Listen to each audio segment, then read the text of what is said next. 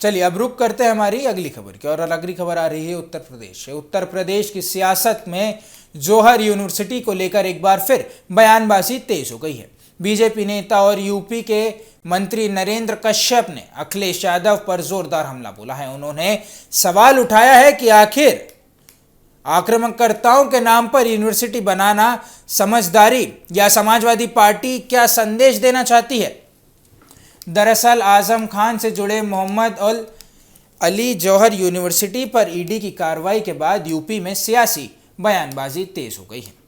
इसी मामले को लेकर यूपी के मंत्री नरेंद्र कश्यप ने समाजवादी पार्टी और अखिलेश यादव को निशाने पर लिया है। नरेंद्र कश्यप ने आरोप लगाया है कि समाजवादी पार्टी की सरकार के समय जौहर यूनिवर्सिटी से जुड़े कई ऐसे काम हुए जिनका कानून और नियमों से कोई लेना देना ही नहीं। उन्होंने कहा है कि अब जांच एजेंसियां इस पूरे मामले की जांच कर रही हैं और धीरे धीरे कई बातें सामने आ रही हैं। नरेंद्र कश्यप ने सबसे बड़ा सवाल यूनिवर्सिटी के नाम को लेकर उठाया। उन्होंने पूछा कि देश में इतने सारे स्वतंत्र सेनानी, वरिष्ठ लोग, महापुरुष आए हैं और तो फिर भी आक्रमणकर्ताओं के नाम पर यूनिवर्सिटी बनाने की ज़रूरत क्या पड़ती है।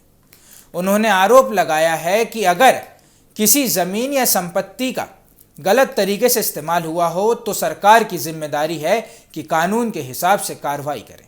उनका कहना है कि अगर जांच में कोई संपत्ति अवैध पाई जाती है तो उसका इस्तेमाल जनता के लिए और जनता के हित में किया जाना चाहिए। इस बयान के साथ ही नरेंद्र कश्यप ने 2027 के यूपी विधानसभा चुनाव को लेकर भी अखिलेश यादव पर निशाना साधा है। उन्होंने कहा है कि अखिलेश यादव भले ही यूपी से सरकार बनाने का दावा कर रहे हों, लेकिन आने वाले चुनाव में समाजवादी पार्टी को एक बड़ा नुकसान हो सकता है।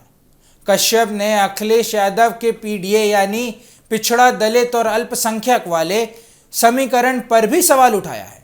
उन्होंने आरोप लगाया है कि समाजवादी पार्टी समय समय पर पीडीए की परिभाषा बदलती रहती है और अगर अलग अलग समाज को जोड़ने की कोशिश करती है।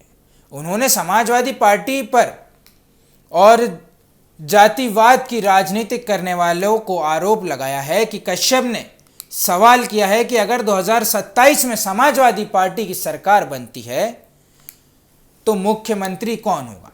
साथ ही उन्होंने पार्टी के अगले राष्ट्रीय अध्यक्ष को लेकर भी सवाल उठाया, यानी जौहर यूनिवर्सिटी के मुद्दे से शुरू हुई यह बहस, यह लड़ाई अब 2027 के विधानसभा चुनाव तक पहुंच गई है।